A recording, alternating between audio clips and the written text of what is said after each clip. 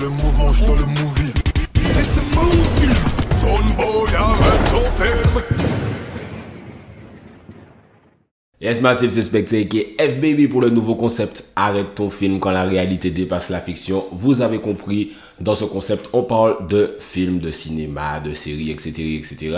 La dernière fois, on a parlé du coup de BMF et également de Power, donc des séries que vous avez beaucoup aimées, que moi, vous avez compris, j'étais pas trop fan, mais bon, c'est un petit peu le but du concept, discuter, voir ce que vous aimez, ce que vous aimez pas, est-ce que moi, j'aime bien. Et aujourd'hui, du coup, on va parler d'un film. On était en Amérique, on va revenir aux Antilles. On va parler de Nèg Marron. Nèg Marron est un film de Jean-Claude Barny sorti en 2005 qui est surtout connu pour les rôles principaux de Dali et d'Admiralty. Pour recontextualiser, c'est comme si aujourd'hui un film sortait avec à l'affiche Meryl et Kalash. En gros, c'est à peu près ça. C'est pas exactement ça, mais c'est à peu près ça. Admiralty, à l'époque, il sort de Mosaïque Créole, il est signé en national. Dali sort de I.A. Lemon, c'est un peu le chouchou des meufs, c'est un peu le premier chanteur avec des locks qui parlent pas de Jaja. Les meufs sont totalement sur Dali. Ah oui, j'ai dit Jaja, mais c'est pas Jaja de Aya Nakamura, c'est Jah Rastafari. Bref, vous avez compris. Pour revenir sur Nèg Marron, on a tous été voir ça au cinéma. Si tu n'avais pas été voir ça, tu étais un perlin avant même l'invention du terme perlin. En gros, pour les plus jeunes ou ceux qui vivaient dans le Zion à l'époque, le film raconte l'histoire de Josua et Silex, deux jeunes qui flirtent avec délinquance, ennui et glandance dans un quartier plus ou moins pauvre de Guadeloupe, on va dire. Et donc, Josua, c'est Madame Altiagen et Dali, c'est Silex. Alors déjà, est-ce qu'on peut faire une pause pour réfléchir sur le nom Silex? C'est-à-dire que je suppose que c'est pas son vrai nom, et je crois dans le film, on donne pas du tout son vrai prénom à aucun moment. Donc c'est un peu comme les surnoms de la street qu'on te donne à un moment, et au final, tout le monde t'appelle comme ça, même les grandes personnes, la maman de Josué l'appelle comme ça, les adultes dans le quartier l'appellent Silex. Donc on n'a pas du tout son vrai prénom dans le film. Donc déjà c'est très ressemblant à la réalité antillaise ça. Il y a d'autres stars dans le film, notamment Stomy Bugsy. Encore une fois, pour les plus jeunes, Stomy Bugsy, c'est celui qui chante ça.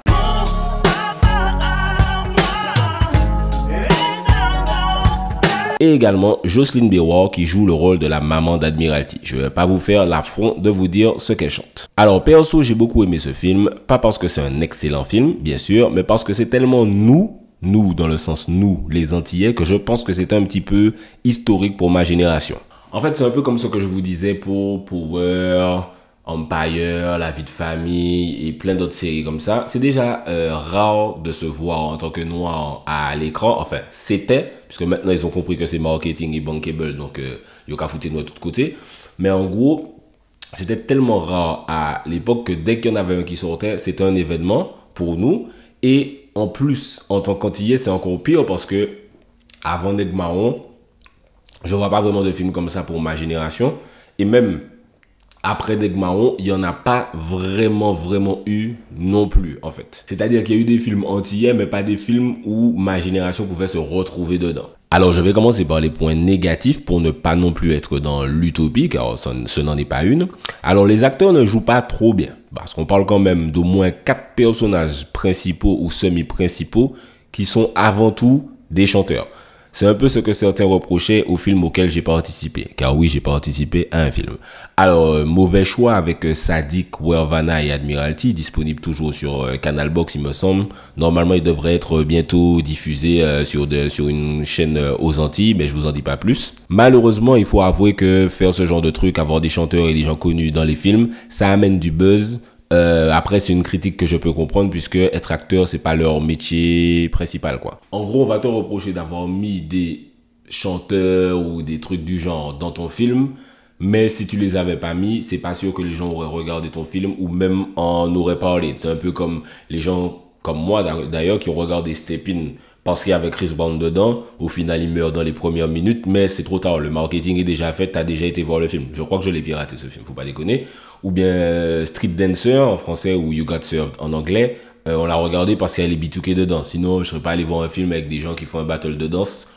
Même si le hip-hop était la danse, le smurf, c'était très à la mode à l'époque, c'est pas sûr que j'aurais été le voir aussi vite. Autre point négatif, alors cette fois c'est sur le scénario, donc c'est peut-être un peu spoil, donc si vous n'avez pas vu, faites avancer ou je sais pas. Mais bon, qui n'a jamais vu Nèg Marron en 2021, je ne sais pas, bref. Alors la mort de Silex, qui est l'élément clé de la fin du film, est super mal faite. Ils auraient pu le tuer de plein de façons, mais sa moto qui ne démarre pas, la voiture qui était à 100 km derrière lui, qui n'arrive pas à freiner. Quand j'étais petit, que je l'ai vu, j'étais déjà en mode what the fuck jusqu'à maintenant, parce que je re-regarde Nègre Marron assez souvent. Même quand j'étais sur le tournage du film en Guadeloupe, je l'ai re-regardé. Et à chaque fois, je regarde et je me dis, non, mais c'est pas possible de faire ça pour la mort de Silex, quoi. Quand tu re-regardes le film, tu vois clairement que le gars aurait pu freiner, tu vois que Silex aurait pu sortir de la moto. Enfin, c'est-à-dire que pour la fin du film et pour un tel tournant du film, je trouve qu'ils, je sais pas si ils n'avaient pas le temps de refaire la scène ou je sais pas, parce que des fois il y a des problèmes techniques du genre, mais c'était vraiment terrible. Sinon, point positif, mine de rien, il y a quand même un petit scénario très sympathique. C'est pas non plus Usual Suspect ou Seven, mais le fait de laisser planer le doute sur qui est le meurtrier et tout ce que ça entraîne comme petite complication, j'ai bien aimé. Et les mini-scénarios dans le scénario sont très pertinents, comme l'amourette entre Silex et la sœur de Joshua, le papa alcoolique de Joshua, le mouvement social avec le père de Joshua encore en leader, la femme battue, la meuf que Silex aime voir qui est une femme battue. Bon, la partie sur l'esclavage avec Joshua et Silex qui cassent la maison du béquet qu'ils sont allés cambrioler, c'est un peu nul dans le sens où ça n'a pas trop de sens parce que vous saviez déjà que le gars c'était un béquet en allant voler chez lui. Donc pourquoi quand vous avez vu les tableaux, ça vous a autant déclenché. Donc j'ai pas trop aimé cette partie-là, je trouve que c'était mal écrit. Mais sinon, il y a vraiment beaucoup de scènes cultes. Baisse tes yeux sur moi, Silex, c'est super classique. Jusqu'à maintenant, si tu dis ça à quelqu'un, la personne sait de quoi tu parles. Baisse ton regard sur moi. Je veux être libre ou je veux être libre de planter mon arbre et de pisser dessus si je veux. La maman de Joshua qui le gifle, même si c'est très mal joué. Mais Jocelyn Béroir qui donne une gifle à Admiralty, ça vaut le détour. Je suis tombé, moi. Au début, quand ils font un peu les cons dans la street et puis que Dali dit à Gladys au revoir Gladys, cette partie-là, ça résume vraiment trop les macos antillais. Admiralty qui raconte la partie de l'homme sage qui dit à deux gars qui sont en litige, il dit aux deux qu'ils ont raison. La confrontation avec Marcus, non vraiment tout est pas tout, mais il y a vraiment beaucoup de scènes que moi je considère comme des classiques perso. Vous me direz dans les commentaires si pour vous c'est des classiques ou pas. Autre chose qu'il ne faut pas négliger dans ce film, c'est la bande son. Je trouve qu'on n'en parle pas assez et il y a des sons que je cherche vraiment, si vous pouvez m'aider, notamment le son qui fait panam pam, panam pam, panam pam. Si vous le trouvez, si vous avez le titre, si c'est sur Spotify, dites-moi. Ou bien notre son, celui-là, je le cherche encore plus. Je l'aime vraiment beaucoup. C'est le son qui fait moi, mais c'est en moi. Moi, TV dit où ça. Il est vraiment très lourd ce son. Ils ont très bien choisi la bande-son. Voilà, au final, c'est un film qui ne brille pas pour la réalisation ou le jeu d'acteur, mais justement, le fait que ce soit pas trop bien fait, pour nous, ça donne une sorte de côté authentique. Après, je peux comprendre que de l'extérieur, les gens n'aient pas aimé. J'ai vu pas mal de critiques qui disaient que c'était un peu cliché, que c'était une vision colonialiste de la Guadeloupe, que t'avais les Noirs qui fumaient des joints, t'avais les méchants blancs, riches qui oppressaient, etc. Après, malheureusement, c'est une certaine réalité de la Guadeloupe. Je peux comprendre que de l'extérieur, ça fasse un petit peu yin-yang. Par là, tout est noir, par là, tout est blanc. Mais pour nous, en tout cas, ça reste vraiment un classique. Vraiment, Nègre Marron, pour moi, même quand on est sorti de la salle, je me souviens, la salle de cinéma, tout de suite, on était en mode, ah ouais, j'espère qu'il y aura un 2. On disait déjà quel chanteur on voulait dans le 2. Ah ouais, j'espère qu'il y aura un 2 avec Psych et Young Cheng ou je sais plus qui est-ce qu'on disait à l'époque. Bon, voilà, j'étais en 4e, donc on savait pas comment ça fonctionnait, on savait pas qu'un film c'était très dur à faire, que c'était unique ce qui se passait. C'est avec la participation de Canal+, ce film, si je me trompe pas. Je crois que Mathieu Kassovitz aussi a un rapport dans ce film. Donc voilà, c'est pas aussi simple que ça à faire. Donc entre temps, il y a eu des films, comme je vous disais, Mauvais Choix avec moi, Sadik Ouavana, Admiralty dedans. N'hésitez pas à aller check ça. Il y a eu, bon, il y a pas de chanteur dedans, sauf Lilo, mais Morton Hall aussi qui est sorti récemment mais récemment, je crois l'année dernière. Et très sympa. Donc voilà, même Nègre Marron, c'est vraiment un moment où tu as 3 gros chanteurs dedans. Même 4 si on compte Stoney Bugsy. Tu as des acteurs aussi pas mal dedans.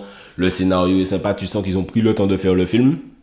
C'est pas des millions d'euros de budget, mais tu sens qu'ils ont pris le temps quand même de faire le film. Il y a des petits trucs techniques chelous, mais Vraiment, ça a vraiment le mérite d'exister. Et pour la jeune génération, si vous ne l'avez pas vu, n'hésitez pas. Je ne sais pas si on peut le voir de façon payante, mais il est sur Internet. Tu tapes Nègre Marron, tu le trouves.